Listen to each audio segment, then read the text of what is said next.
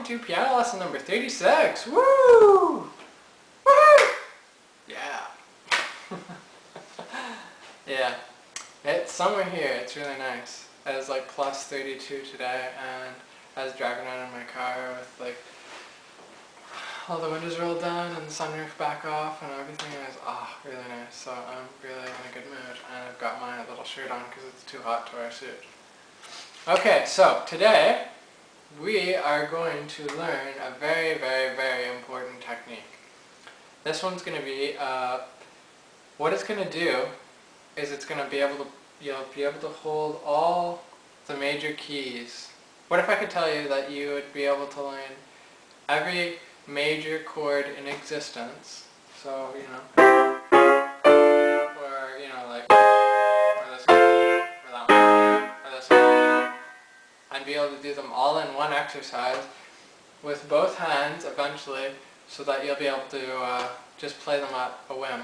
Because basically what happens is the more you play a chord, after a while it's like you get these like rivets or divots or whatever in your mind, and you know exactly where your hands have to go to play those chords. And then whenever you just call a chord out, then bam, you can play it instantaneously. And that's extremely important if you ever want to do like improvising or practicing your technique, or just it helps a lot with pieces when there's a chord that you know, and you just bam, you play it. So I'm going to show you the exercise, and it's so good, so good. It'll help you guys a lot. The only thing I want to warn you guys of is when you do it, don't do it for longer than maybe 10 minutes at a time. Then take 10-15 minute breaks, and when you do it, don't stiffen up. What you have to do is push forward into the keys and off, so like that. Try to keep relaxed. It should feel like you're almost doing nothing. It's just like you're going to use your momentum of your arm to push into the key. Okay, so that's that, and we can use this for actually every chord that you ever want to learn in every key. So you can do it for diminished chords, you can do it for dominant chords, you can do it for major chords, you can do it for minor chords. All you have to do is alter the pattern, and I'll show you that in a minute. Okay, so let's get going. Look at how beautiful it is outside. Actually, you can't really see. There's this really nice tree, and it's nice. Yeah, okay, so, alright, now, so basically what we have to do is I'm not going to be able to do this hands together unless I put it back on the tripod, but because obviously I have to hold the camera. So I'll just show you this, and once you learn it, do it with one hand, then do it with the other hand, and then once you learn it well with both hands, then try putting your hands together. And when you do it, make sure that it's all notes are going to go down together at the exact same time, as if they are one note. Okay? Now, what you're going to do is you're going to play C, you're going to play E, you're going to play G, and you're going to play C. Okay? Just like that. Now, so that's a C major chord. Okay, you're probably thinking, okay, now why is that interesting? Because what you're going to do is you're going to move every single note up one semitone. So take this note, move it up a semitone, semitone, semitone, semitone. Now look at this. What chord is that? That is D major. Sorry, D flat major. I've already been teaching about 12 students today, so if I do make a mess up, it's just because my brain is a little bit shot, as it actually almost always is. Okay, so that's D flat major. Then you go up another semitone. So you move this up a semitone, this up a semitone, that up a semitone, that up a semitone. And you can do it each note at a time until you get a better foundation for what the chord actually is. Once you know what the next chord is going to be, then you can just move your hand there.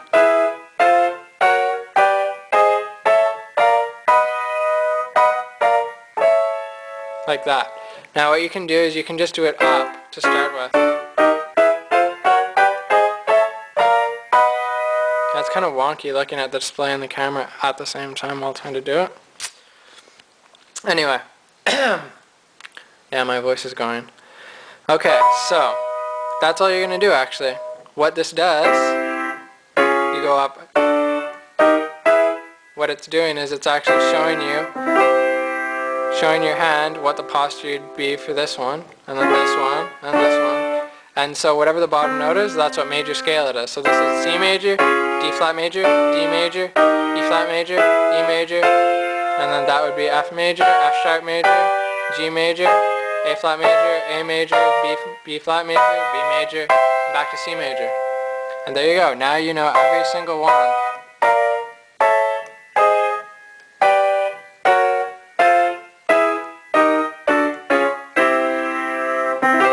Okay? And that's what you do.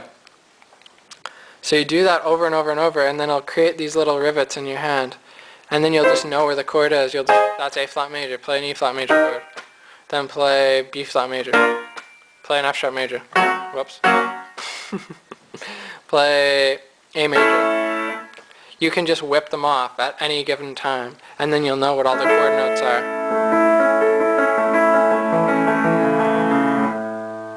Just like that. Pretty cool, hey guys? Then you just do that with the left hand, so you'd start here, and then one semitone up here, one semitone up, one semitone up. So it's the surefire way. So a semitone, you need to know what a semitone is. You just go up to the next key, and if you're here, it's just the next key. It goes in that kind of a pattern. So you do need to know your chromatic scale, or at least what a semitone is. This will help you a lot. So basically you're going up the major scales chromatically. And then you can go back down, and then you can do left hand, and then you can do right hand and left hand together. And when you do it, then you can, once you get bored of doing it that way, then you can learn the minor. So the minor one is going to start like this. And then you'll go up one semitone. And then up another semitone. And then up another semitone. And so on and so forth. Whoops. I need to practice these a bit more. I actually don't practice these ones as much. For some reason I like my minor scales, my majors. But that's just preference. I also have, I don't know, tendinitis. I'll just use that excuse. Oops. So, if I wanted to get better at these, I would just do them over and over and over. Okay, and then left hand, then right hand. Now here's dominant seventh. Whoops. So it's a C, an E, a G, and a B flat. Then you go up one.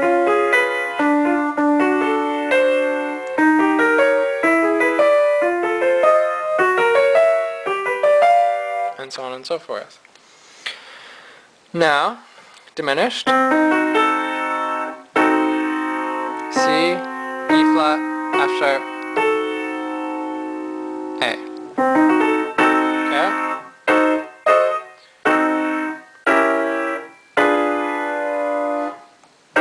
Whoops.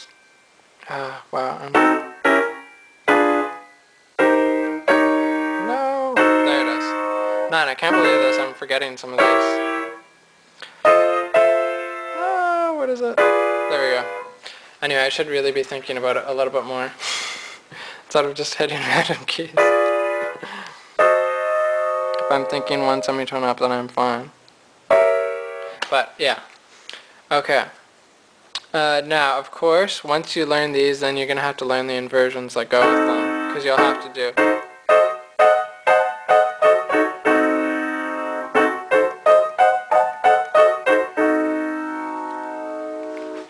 Then you'll do it hands together, like left hand, right hand, hands together, left hand, right hand, hands together. So those are the basic ones right now, and you can do that with any chord that you ever want to, like any type of chord, like say you want to learn a major 7 or, right, then you just do all the major 7s,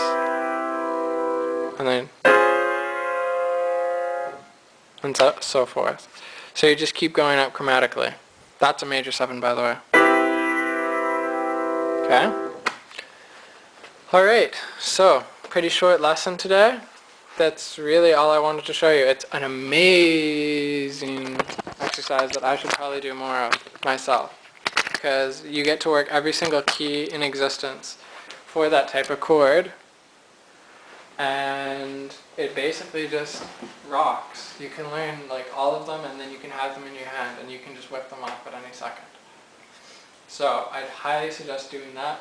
Probably do it for about 10 minutes a day per hand for like a week or two, and then once you get better at that, then try putting your hands together. Then once it's hands together, then you can go into learning other chords, but then still go through it every day so that you're getting faster and faster at it. So always aim for more accuracy. Well, it's always accuracy first. So think of like a game of darts. There's two guys. They've both never played darts before. One is like, oh, I'm just going to try to throw these darts as fast as I can at the dartboard. That's how I'm going to win. And he's just like, and just like, and all of them are on the wall somewhere. So he never got 1 point.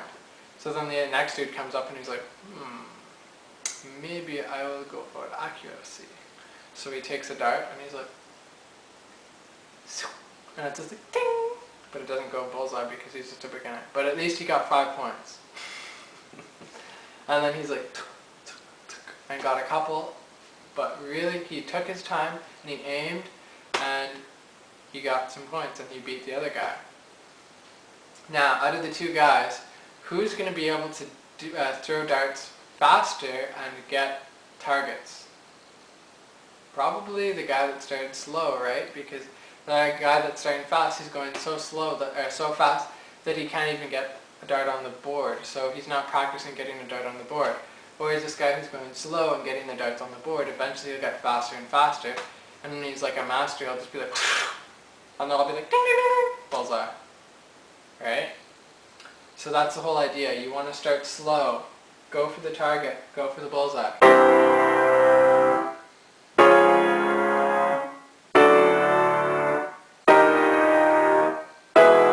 And then when you get better, then you can get more targets faster at greater accuracy.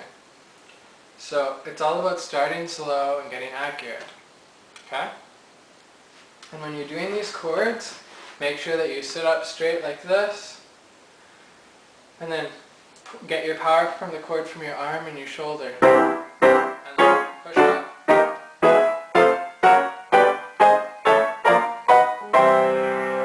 And I should probably be doing it at a more rhythmic, steady pace, like.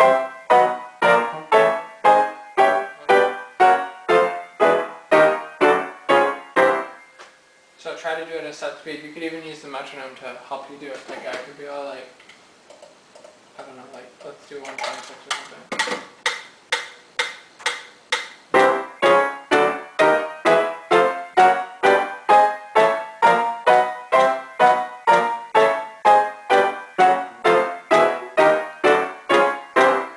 Just like that. So that'll help you, and you'll get all the chords in your hands, and it won't take very long. You'll be practicing all of them all at once. And then you'll just be able to hit any root position chord. Then when you're done with those, you could even go to the next inversion. Because you can really do this. So when you're doing it hands together, you're doing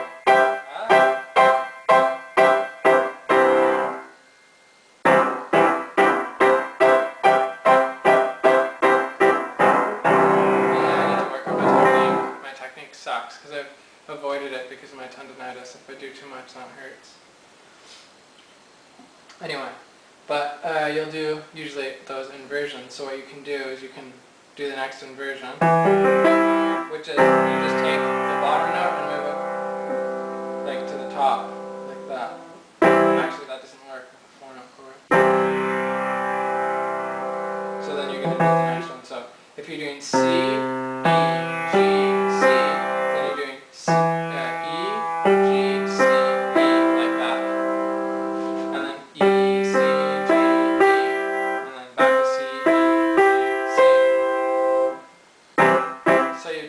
inversion, and then go chromatically from there. So that would be the second inversion of D flat major now. Wow, that's a good exercise actually. I've never done that before.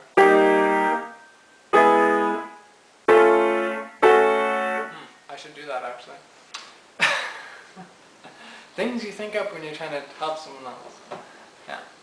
Anyway, so thanks for watching, and hope you guys have a good summer. I'm having a really nice time over here. I think I might go play some more tennis or something. Do you like my shirt? Anyway, okay, take care guys, alright?